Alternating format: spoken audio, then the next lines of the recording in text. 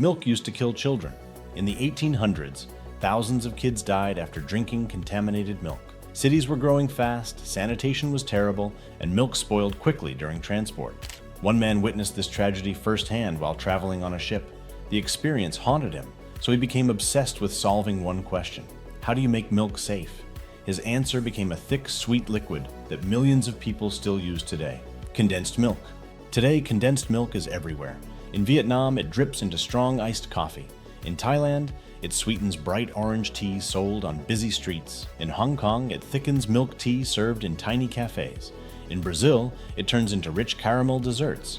But condensed milk was never meant to be a dessert ingredient. It was invented to solve a deadly problem, a problem that was quietly killing children across the world. Chapter 1: The Man Who Kept Failing. The man behind condensed milk was Gail Borden Jr., but before his invention changed food forever, his life looked like a long series of failures. Borden was born in 1801 in New York and spent much of his life moving across the United States looking for opportunity. At one point, he worked as a land surveyor in Texas. He even helped plan the early layout of the city of Galveston. But Borden wasn't satisfied. He wanted to invent something important, something useful. So he began experimenting. One of his early inventions was a strange product called meat biscuit. The idea sounded brilliant on paper. Borden tried to create a dehydrated food made from concentrated meat. Soldiers and travelers could carry it easily and eat it anywhere. In theory, it was revolutionary. The product even won a gold medal at the Great Exhibition in London in 1851. But when the US Army actually tested the food, the results were terrible. Soldiers became sick. The meat biscuit was a complete failure. For most people, that would have been the end. But Borden kept going. And then something happened that would change everything. Chapter 2: The Tragedy on the Ship. In 1851, Borden traveled to London to promote his inventions. After the exhibition ended, he boarded a ship back to America.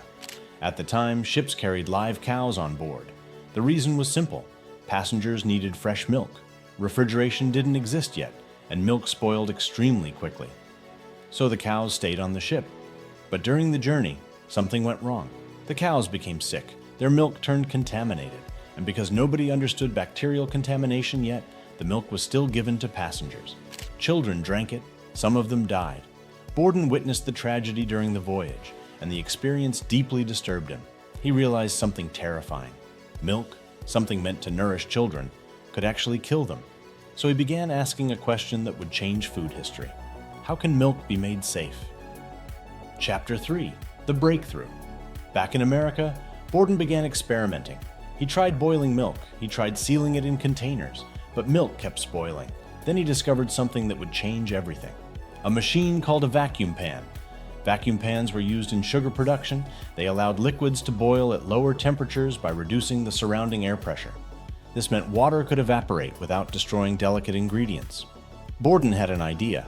What if milk could be concentrated by removing most of its water? If the water disappeared, bacteria would struggle to grow.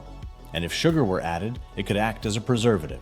For years, Borden experimented in small workshops. Many attempts failed. Milk burned, milk curdled, milk spoiled. But eventually, after countless experiments, he perfected the process. Fresh milk was gently heated. Most of its water was evaporated. Then sugar was added. The result was thick, sweet, shelf-stable milk. Condensed milk was born. Chapter 4: Why condensed milk doesn't spoil. The science behind condensed milk is surprisingly elegant. First, fresh milk is heated and placed inside a vacuum chamber. Because of the low pressure, water begins to evaporate at a much lower temperature. About 60% of the water is removed. What remains is a thick, concentrated liquid packed with milk solids. But the real trick is sugar. Large amounts of sugar are added, roughly 45% of the final mixture. This does something powerful. Bacteria need water to grow. Sugar binds to the remaining water molecules. Without enough free water, bacteria can't survive. In simple terms, microbes starve. This is why condensed milk can stay safe for months without refrigeration. In the mid-1800s, this was a revolutionary breakthrough. Chapter 5: The War That Made It Famous. Borden patented his condensed milk process in 1856, but at first, sales were slow. People were suspicious of this strange new product. That changed suddenly in 1861. The American Civil War had begun. armies faced a massive problem. Fresh milk spoiled quickly, and soldiers desperately needed reliable nutrition. Condensed milk was the perfect solution. It was portable, it lasted for months, and it provided calories and nutrients. The Union Army began ordering enormous quantities. Factories ran day and night producing condensed milk. Thousands of quarts were shipped to soldiers across battlefields. For many troops, condensed milk became a daily ration. Some soldiers even ate it straight from the can. By the end of the war, condensed milk had become widely known across America, and when soldiers returned home, they kept buying it. Chapter 6. How it spread across the world. After the Civil War, condensed milk production exploded. Factories expanded. Global trade routes carried the product across oceans, and slowly, condensed milk found its way into local cuisines around the world. In Vietnam, French colonial trade introduced condensed milk. Fresh milk was rare and expensive in tropical climates, but condensed milk worked perfectly. It became the base for Vietnamese iced coffee, strong dark coffee balanced with sweet milk. In Thailand, condensed milk sweetens Thai iced tea. Street vendors pour it into bright orange tea served over ice. In Hong Kong, condensed milk is essential for silky milk tea sold in cafes across the city. And in Brazil, people discovered something magical. If you slowly heat a sealed can of condensed milk, the sugars caramelize. The result becomes a rich golden spread known as dulce de leche. What started as a safety solution had become a global ingredient. Chapter 7. The Legacy of Gail Borden.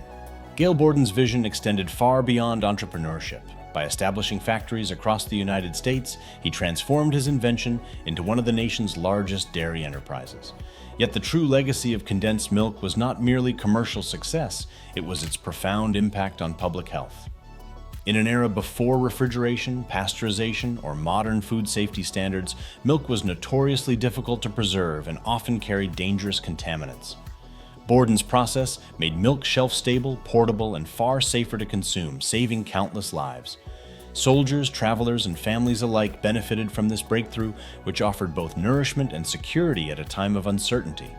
Over the decades, condensed milk became woven into culinary traditions worldwide, cherished not only for its practicality but also for its flavor. Today, despite advanced refrigeration and global food systems, condensed milk endures, not as a necessity for survival, but as a beloved ingredient people continue to enjoy. Gail Borden invented condensed milk to solve one problem: to stop milk from killing children. He never imagined his invention would feed soldiers during war. He never imagined it would travel across continents. And he probably never imagined that people around the world would one day pour it into coffee, tea, desserts, and sweets. But that's often how the most important inventions work. They begin with a simple problem and end up changing the world in ways nobody expects. If you enjoy discovering the hidden stories behind everyday things, make sure to subscribe, because sometimes the most ordinary ingredients have the most extraordinary histories.